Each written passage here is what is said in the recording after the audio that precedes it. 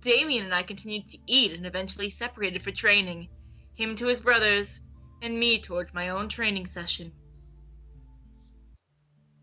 I went to the Grand Hall, knowing Seto would be there expecting me, or would arrive there shortly after me. Nevertheless, I was ready to train again with him. What I didn't expect was seeing Seto and Diana in the room. Oh? I quickly ducked back around the corner and listened, not wanting to disturb them if they were talking. That damn little... How dare she... My lady, please, calm down. Wait, what? What's going on? No, Seto, it is not all right. That selfish brat had the nerve to... Zaire, please. I'm all right, I swear. Stop talking and let me finish. Yes, mistress. Diana's harsh tone echoed through the hall out of the doorway before a soft sigh followed. I peered around the corner and watched as Diana ran her hand along Seto's cheek gingerly, tracing a mark on it with her fingers. A radiant purple light emanated from her hand as Diana glided it back and forth over Seto's skin. Seto, however, had a small smile painted over his lips as he watched her work. Damn her to the deepest pits of hell. You're being too harsh, my lady. Muskaya is being a selfish brat, Seto. I saved her from dying, and this is how she repays me? Ungrateful little... I don't understand what was happening, but I could tell there was another woman involved, someone named Buskaya. What was really odd was that Diana was acting strange. She was upset over something a girl did to Seto. It was kind of cute, but it was not what I expected from Diana. You're being adorable right now. Oh, you fucking nerds. Diana suddenly stopped moving and looked up at Seto in surprise. A large blush splashed across her cheeks. Seto, growing bolder, gently lifted a hand up between them and placed it under her chin, lifting her head slightly. I promise that I'm all right. She barely scratched me. But she... Loves her mistress very much, just like I do. Oh. She couldn't help it. I did try to surprise you after all. She was startled and wanted to protect you, just like I would have. Are they talking about a cat? What? Are they talking about a pet? I don't know. It sounds like it was like she barely scratched me. I think of a cat. Diana grumbled, pressing her lips into a fine line as she stared down at his chest. She still attacked you. Oh, I was wondering what that was. Which I'm sure she's very sorry for. Let it go. Seto moved his hand to cup Diana's cheek, rubbing his thumb along her cheekbone. Diana closed her eyes but didn't lean into his hand. You know, you didn't yell at me for saying your name. My priority was not correcting you. You were concerned about me. Yes, I was. Why wouldn't I be? Aw, shucks. Seto frowned a bit as Diana opened her eyes and looked up at him, trying to appear unfazed at his teasing. However, the blush that still radiated from her face didn't lie. Why are you concerned about me, Zaire? You've protected me my whole life when it's my job to protect you. You didn't correct me again. Silence followed as Seto waited for her to answer. I was curious myself, especially since she seemed to not reciprocate Seto's feelings. Diana closed her eyes and took a small breath before finally replying. I care about you, Seto. You've been by my side ever since we were mere children. Every time you've gotten hurt, I watched in awe as Diana brought her hand up and ran her fingers along the scar on his chest, between the lapels of his jacket. Seto stared at Diana, traced around it, her face painted in sadness. I know you vowed to protect me with your life, but that doesn't mean you must accept every wound on your body as insignificant. Diana closed her eyes, forming a fist against Seto's chest and clenching it hard. The scar must have had some significance to make her that upset. I bit my lower lip. I was watching this unfold, unsure of what to do. Should I leave them be? Should I interrupt? I did have to train. Let them finish, you know? Let them finish. I Trading don't want to interrupt. Trading can wait. I didn't want to be rude. Whatever they had to settle, I needed to be patient. I stuck close to the wall behind me and listened further, peeking to barely see what was going on. It still bothers me. I thought I was going to lose you that day. But you stepped in. I did. That was the day before you signed your life away to me. A stupid decision. I stared wide-eyed as Seto cupped Diana's cheek and forced her to look up at him, making her gasp and meet his gaze in surprise. Stop. I won't let you think that my decision was a mistake. Diana closed her eyes and leaned her cheek ever so slightly against Seto's hand, making him visibly inhale a breath of surprise. I don't think I will ever understand you. Even after all of these years, I still don't understand your devotion. Diana let out a small sigh before stepping away and looking up at Seto with a serious expression. I should go. The boys will be waiting for me to train them, and your student will be here soon. Did I skip a thing? Nope, no I didn't. I was right. Without letting Seto reply, Diana turned and walked towards the door. I stepped away from my hiding spot, not wanting Diana to know I was eavesdropping. As I came into her view, she froze for a second before continuing on out of the room and down the hall. Seto watched as she left, staring at the back of her head until it vanished beyond the door frame. I looked over and finally walked towards Seto, not wanting to interrupt his gaze with my presence. She really can't see it. You don't know you're beautiful. Sarah. Seto finally turned and looked at me with eyes drowned in hopelessness. Oh no! Oh no. It was almost heartbreaking to see his face so heavy and downtrodden. He seemed to have completely confided in me with this new expression, because I was positive that this was an emotion he hid very well from most everyone. Seto finally looked to the ground. My lady doesn't understand love. Oh. She's always been told that love for her is impossible because of who she is, no matter how much she dreams of it. Because of that, she can't recognize it, even when it's standing right in front of her. No. There has to be a way! There has to be a way! Yes? That's what I Yes. chose. Okay. It was a matter of circumstances. She needed to see his love for her. If she was bred to accept that love didn't exist, then we needed to prove that that was what she knew was wrong. Seto looked up at me in surprise, a small glimmer of hope rekindling at my words. You really think that she... I know she can. I mean, look at me. I'm gonna be married to the man I love. Surely love exists, even for demons. I watched with a smile as I saw happiness slowly seep back into Seto's expression. He couldn't give up on her. He would be able to show her his love somehow. After a brief moment, Seto let out a sigh, closing his eyes. He turned to me, and when he opened his eyes, my relentless trainer had appeared with a serious look on his face. Without having to say anything to me, he stepped back and summoned his spear. That was a fast turnaround. He's He a plays- professional. He placed a foot behind him and prepped himself into a stance. Wait, wasn't he going to materialize my weapons? How was I... Sarah suddenly charged at me, making me screech and dodge out of the way. What was he doing? Sarah?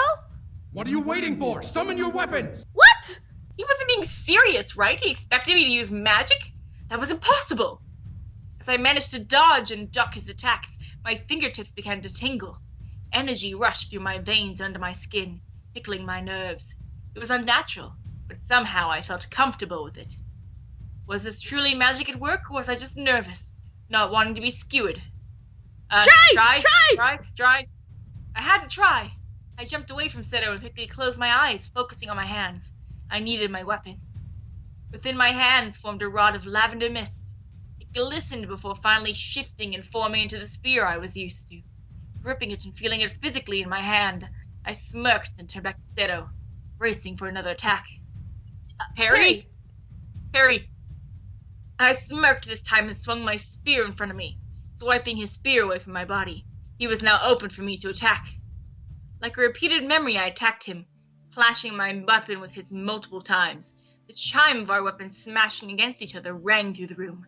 the sound almost piercing my mind. It wasn't a noise I was ever going to get used to. Like the last time we trained for hours on end, stopping once or twice for a break. However, I could feel my body slowly getting used to the feel of swinging a weapon and defending myself. At least I would be prepared in case something were to happen. As the sun began to set and the purple sky began to darken, we stopped once again for a third and most likely final break. Seto stretched and let out a small yawn as I did the same. I think I'm getting used to this. A chuckle escaped Seto's throat as he rose from one of his stretches. What stopped both of us from laughing was an echoed conversation in the hall, slowly reverberating into the room. Huh? Are you sure? Another kingdom wants to join the rebellion? There's another think kingdom? Oh wait, no, Diana of course there isn't is. I'm an happy idiot. about it, though. Why not? The leader of that kingdom is so handsome! He was indeed, but an alliance through marriage? Oh no! Oh, come on! You can't tell me I'm the only one who can see it! I can see them being a beautiful king and queen! I don't think she will marry him, despite it being a wise choice. She would be stupid not to. Well, the last time she signed her life away to marriage, No. her entire family was killed off while she was away. I don't think she could ever let marriage control her again. I guess... Man, the only person she has now is that guard. That guard happens to love her very much. Oh my. My curiosity took hold of me and caused me to hug the wall near the door, listening in further. Seto, however, remained where he was, looking at the floor. I wonder how they met. He's not an incubus, but he's mega powerful. He is indeed very skilled.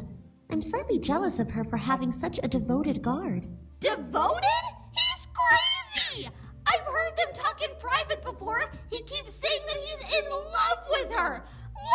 Love! Way to kick a guy while he's fucking down, That Faye. is very odd.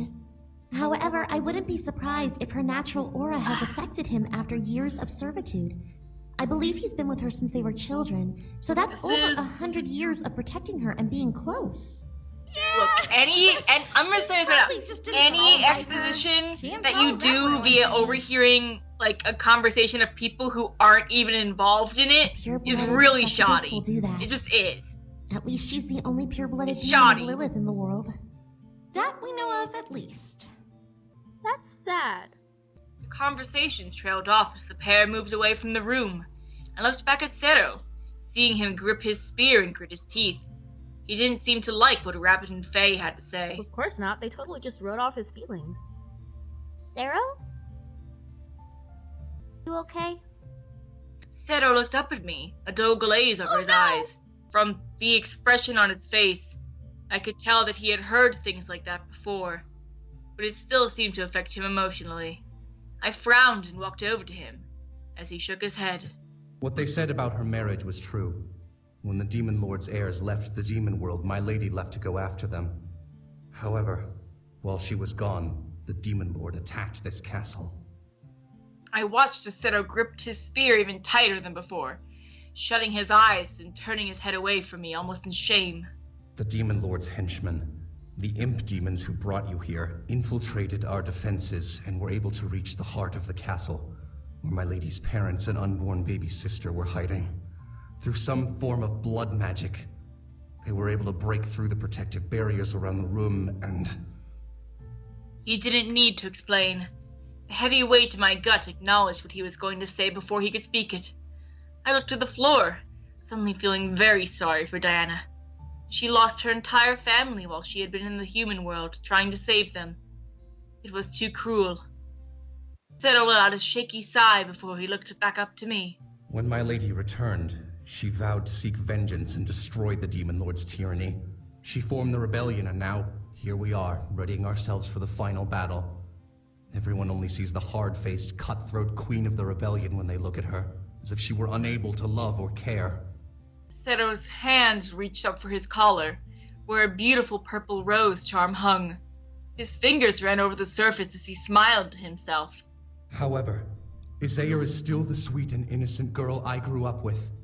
She's still the woman who saved me and protected me from a fate worse than death. I know deep down that the love I feel for her is pure and true. I vowed to protect her with my life, and I will forever stand by that promise. It's just difficult to hope that one day things may change, and that the one you love may turn around and say they love you in return. Is there any way to prove your love for her? Sedo didn't reply. He looked at me deep in thought, before shaking his head. I thought I saw a glimmer of hope, but he rid himself of whatever thought he had been focusing on. Never mind that. We need to focus. Let's continue. I nodded, taking up my weapon again and preparing for our final sparring match. I treaded towards my room, admiring the decor as my mind wandered to Damien. I began to wonder how his training was going. Was he adjusting to his powers once again? Was he holding back? The idea of him using his powers seemed a bit thrilling. It had been years since he used them after all. What kind of attacks could he do now, especially in the demon world? Oh, many things can happen in this world. You're limiting the possibilities so much. I stopped walking, suddenly feeling the room dim a bit as I looked around for the voice. It wasn't Diana, I knew that for a fact. But how was the voice in my dreams back to haunt me? Was it like I was able to communicate with me in the human world? I looked around for a mirror, but found none in sight. Again, you limit the powers of magic, dear. I could only glare into the dark, tensing up and preparing myself for a fight. The laughter that echoed from the dark only made me ease up a slight inch. So eager to fight. Too bad you're not as wise as you are brash. Why don't you just leave me alone? Because this is entertaining. This little game of will he, can he is just too interesting to pass up. Only a fool would ignore this kind of intrigue. You are whoever you are, you're a really boring antagonist, and I've seen way too many characters do this trope way better than you. Stop. Then why pretend to be Diana? A lingering silence filled the room, making it just that more creepy. Sure, let's take it that way. Something about this wasn't right, and I began to feel chills just from standing in that same spot.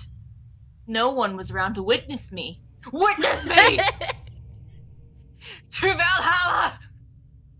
I will ride shiny and chrome!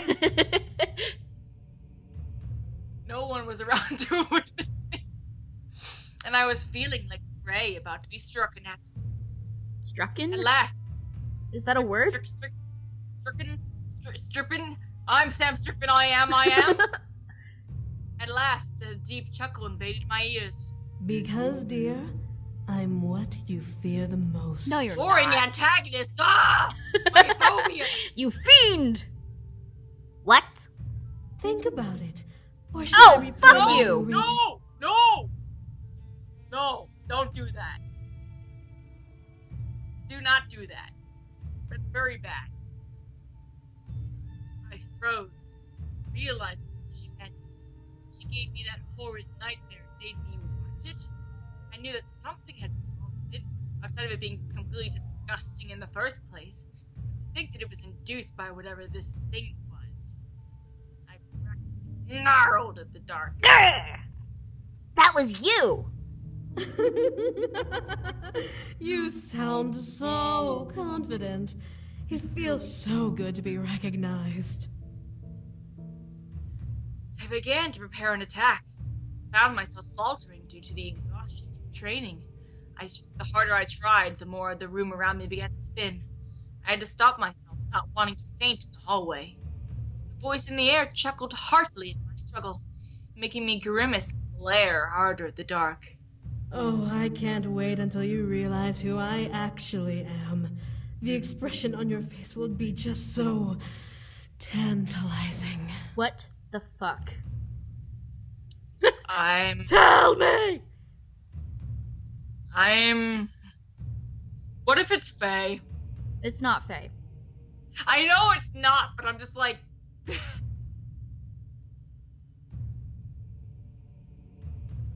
tell me or leave.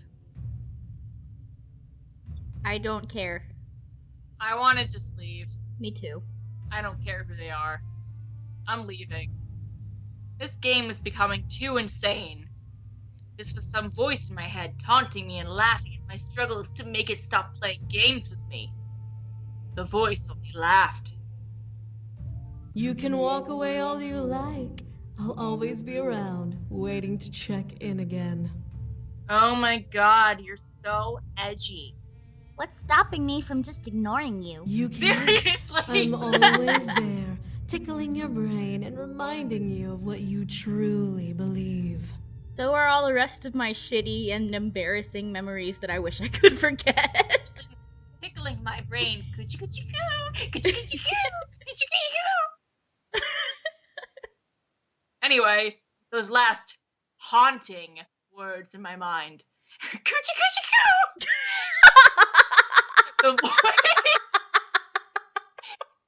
The voice finally... That's more creepy than anything.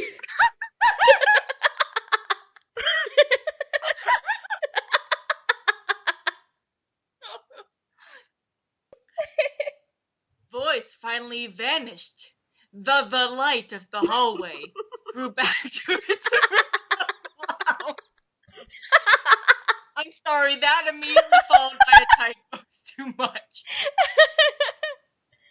I took a breath, looking around and taking in the sight of everything as I realized I was alone once more.